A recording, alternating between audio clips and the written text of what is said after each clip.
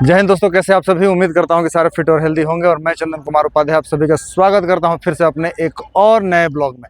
जैसा कि आप सभी को हम अभी पूरा महाकालेश्वर उज्जैन का विजिट करा रहे थे और महाकालेश्वर का आपने विजिट किया। जब हम इस पूरे कॉरिडोर में आते हैं, जो कि यहाँ पे कॉरिडोर में अलग अलग स्टैचू, अलग अलग मूर्तियाँ, अलग अलग सीनों को जो कि अलग अलग पुराणों के माध्यम से दिखाने का यहाँ पर प्रयास किया गया है, उन्हीं की प्रतिबिंब चित्रें यहाँ पर बनाई गई हैं।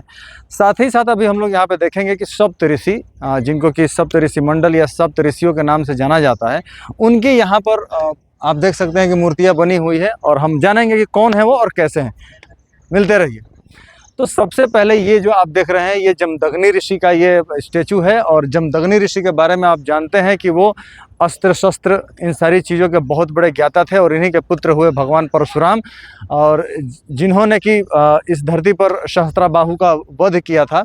और यहाँ पे जो बताया गया कि महर्षि जमदग्नि अस्त्र शस्त्र तथा संजीवनी विद्या के दाता, चिकित्सा शास्त्र के विद्वान तथा विष्णु अवतार भगवान परशुराम के पिता थे। साथ ही साथ चलते हैं, अगला जो मूर्ति यहाँ पर दिख रहा है, अभी हम लोग देखते हैं कि वो किसका हो सकता है। तो महर्षि वशिष्ठ जी की ये जो मूर्ति आपको दिख रही है, महर्षि वशिष्ठ की ये यहाँ पर बनाई गई है।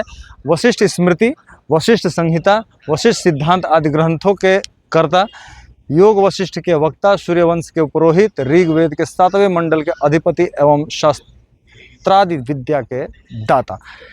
ये इतनी सारी खूबियों से ये महर्षि वशिष्ठ उस समय से भरे पूरे हुए थे और इनके बारे में यहाँ पे इतना सारा लिखा हुआ है। आगे चलते हैं, महर्षि कश्यप, अगला जो आप मूर्ति देख रहे हैं महर्षि कश्यप का, आपको दिखाते हैं उनके बारे में क्या बताया गया है। अब महर्षि कश्यप के बारे में जो बताया गया है यहाँ पर कि महर्षि कश्यप दक्ष प्रजापति के 17 कन्याओं से विवाह कर देवगण, असुरगण आदि समस्त प्राणी जगत का विस्तार करने वाले तथा स्मृति ग्रंथों के रचनाकार महर्षि कश्यप ने राजा दक्ष की 17 पुत्रियों का विवाह करवाया था ताकि ये सृष्टि आगे बढ़ सके। आगे चलते हैं, आगे जो स्टेचू है वो महर्षि अत्रि का। तो महर्षि अत्रि के स्टेचू पर आपको मिलाते हैं। अब महर्षि अत्रि के बारे में जो बताया जा रहा है कि महर्षि अत्रि ब्रह्मदेव के नेत्र से उत्पन्न, ऋग्वेद के 5वें मंडल के दृष्टा, वनवासी श्री राम के मार्गदर्शक तथा अत्रि स्मृति के कर्ता। भगवान राम को इन्होंने जब वो वनवास में हुए थे, जब जंगल में गए हुए थे, तो उनके उस समय मार्गदर्शक भी बने हुए थे। और सबसे इम्पोर्टेंट मैं अभी आपको लेके जा रहा हूँ महर्षि भारद्वाज। तो महर्षि भारद्वाज के ये जो बना हुआ है, आप देख सकते हैं कि महर्षि भारद्वाज बहुत ही इम्पोर्टेंट है। इम्पोर्टेंट इसलिए भी है क्योंकि मैं खुद भारद्वाज गोत्रीय हूँ और कहीं ना कहीं हम लोग इस वंशावली में आते हैं। तो मैं आपको ये बताना चाहता हूँ कि महर्षि भारद्वाज जो कि देवगुरु बृहस्पति के पुत्र हैं, ये ऋग्वेद के 6ठे मंडल के दृष्टा तथा भारद्वाज स्मृति, भारद्वाज संहिता एवं विमान शास्त्र के रचयिता।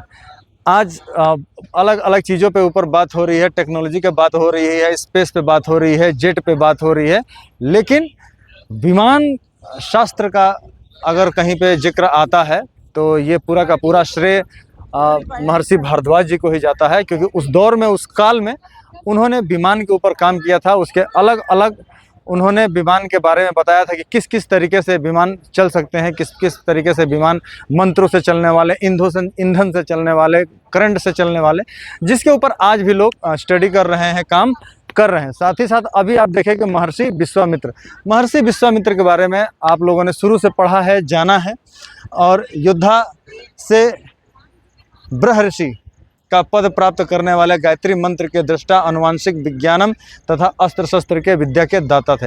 विश्वामित्र के बारे में कहा जाता था कि ये एक राजपूत हुआ करते थे, क्षत्रिय हुआ करते थे।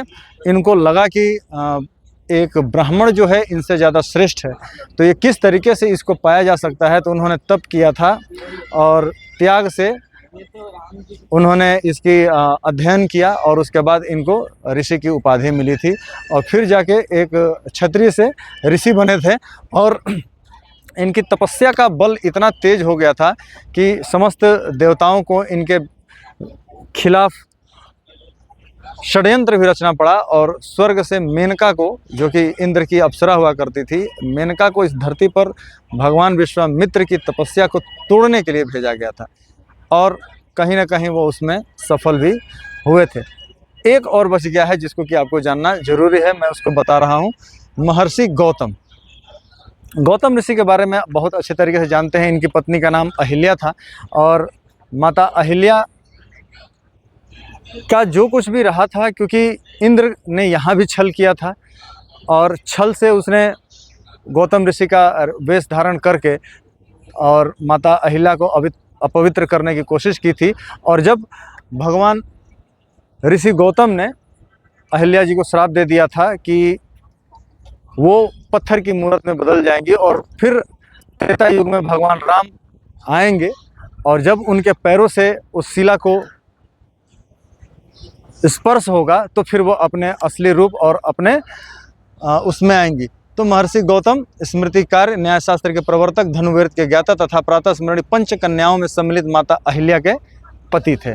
तो माता अहिल्या के पति के साथ साथ उनको इस चीज़ का हमेशा रहा कि इंद्र जो रहा कि अलग अलग कैरेक्टर की बात की जाए तो कहीं ना कहीं वो हमेशा षड्यंत्रकारी रहा है और ये एक कैरेक्टर है।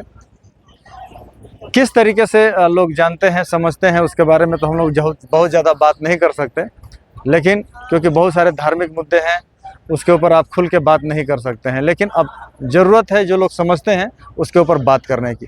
उम्मीद करता हूँ कि ये सारी चीज़ें आपको डिटेल में अच्छी लगी होंगी। मिलेंगे अभी फिर से एक और नए ब्लॉग में, तब तक के लिए धन्यवाद। जय हिंद, हर हर महादेव।